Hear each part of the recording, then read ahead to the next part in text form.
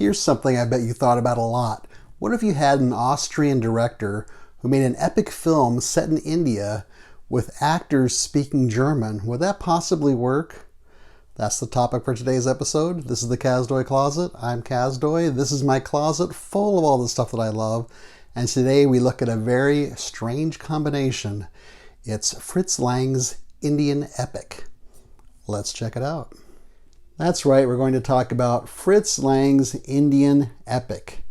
This is really two films, The Tiger of Espanor and The Indian Tomb, both made in 1959 in color.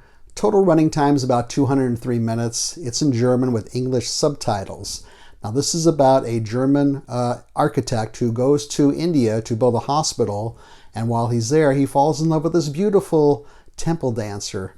Problem is, the prince, who's the head of the palace of course, he is in love with this temple dancer as well and wants to marry her. So the result is a love triangle, some palace intrigue, and a grand adventure. Now the director of course was the legendary Fritz Lang. He was born in Austria and it was making films such as M and Metropolis in Germany, great classic films. And none other than Joseph Goebbels wanted to hire him to be the head of the German Cinema Institute. But Fritz Lang was very anti-Nazi, and so he fled to the US. He didn't return to Germany until the late 50s when he made these two films. These two films actually were made previously as silent films, and Fritz Lang wanted to make them for many, many years and finally got his chance near the end of his career. He also made some great film noirs while in America, such as Fury, The Big Heat, Scarlet Street, The Woman in the Window. The cast includes Deborah Paget.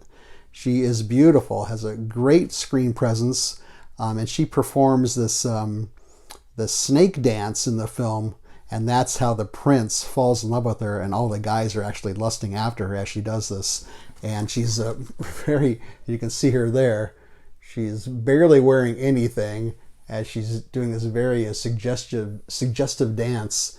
And in fact, she had a nightclub act later on in her career in Vegas where she would perform that dance and several other things, sing and dance and all that kind of stuff. Because she had dark hair, she was often cast in the different ethnicities in her films. But she was all of 5'2", and she starred in films such as The Ten Commandments and the first Elvis Presley film, Love Me Tender.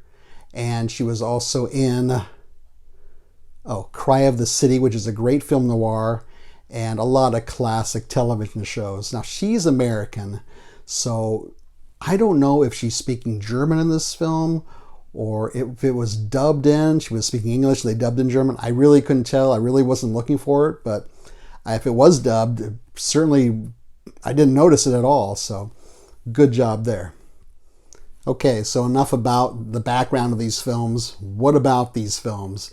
Well, they're very similar to old serials. Think of things like Commander Cody and Flash Gordon, the old Dick Tracy serials and the Green Hornet serials, kind of like that. In fact, at the end of the first film, the caption even says, "Will our lovers survive? Don't forget to watch part 2.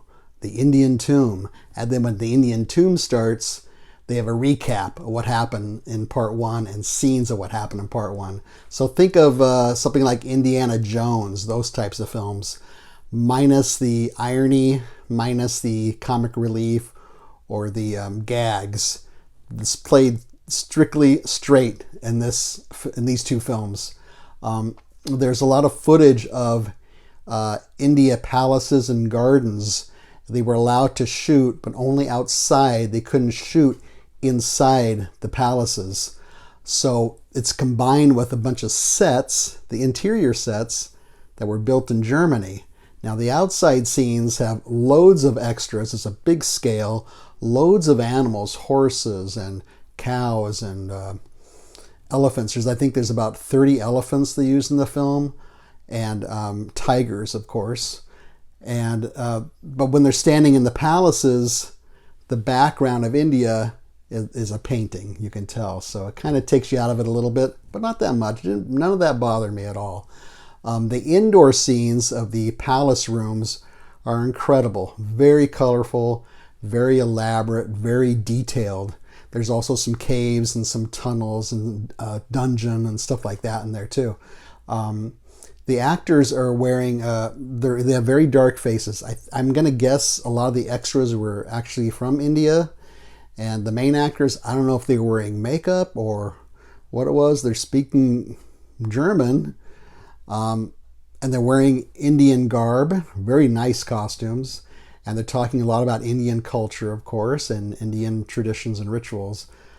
Again, none of that bothered me. I didn't find it distracting at all. I thought I would, but I didn't. So the critical reaction to these two films was not very good. They thought it was very unrealistic, and they particularly did not like some of the special effects, which I can understand. There's an effect with a tiger that is really fake looking, and another effect when she does her snake dance. The snake is really fake looking. You can even see the wires on these animals, these fake animals, holding them up. The commercial reaction, it was a huge hit in Germany, really big, and it's also shown on German TV all the time. So they made a lot of money off this one. So it's Fritz Lang. Can you tell there's a Fritz Lang style to it? Not really. I mean, there are some expressionistic and some gothic touches here and there, but it's in color. And that's a little harder to convey in color, I think, than it is in black and white. But they do have the themes of a tyrant and people trying to fight the power. That shows up in here also. Plus, it is a serial type of film, adventure film, and he did a lot of those. You see back here, the silent film box back here, Fritz Lang. He did a lot of those, like the spiders, back in the silent film era. So that same kind of structure and same kind of adventure films that he did way back when. So does it work? As like I asked at the very beginning, I think it works fine for me. It's very fast moving. It's very entertaining. And I thought it was great. I mean, if you're a Fritz Lang fan, I think you're going to be curious naturally. If you're a fan of serials and those adventure films that I talked about, I think you're going to like these. I'm going to give it 4 tigers out of 5. Now, what's on this disc? This is from a company called Film Movement. I'm not very familiar with them, but they did a really nice job. You can see the nice paintings on the cover, and these things actually do happen in this film, believe it or not. It's not one of those hype things. And the inside, you have the 2 discs, also illustrated, 1 disc for each film. You also have a nice booklet that has some very good background information about the film. There's Deborah Paget on the back there. And you have 2 short documentaries, about 20 minutes each. One's on the film itself, very good. And there's one about Deborah Paget that is quite extensive about her career. So where can you see these 2 films? Well, you can always rent them. You can always buy them. I noticed today it's about half price, $25 on Amazon right now. And you can also try your local library as well. And so that's it for Fritz Lang's Indian Epic. Hope you liked this episode. Feel free to leave a comment down here, maybe about your favorite Fritz Lang film, or if you like those old serials or not, which I do. Feel free to leave a thumbs up. Don't leave a thumbs down. Subscribe would be great. Share this with your friends and neighbors. Otherwise, thanks for watching. See you next time.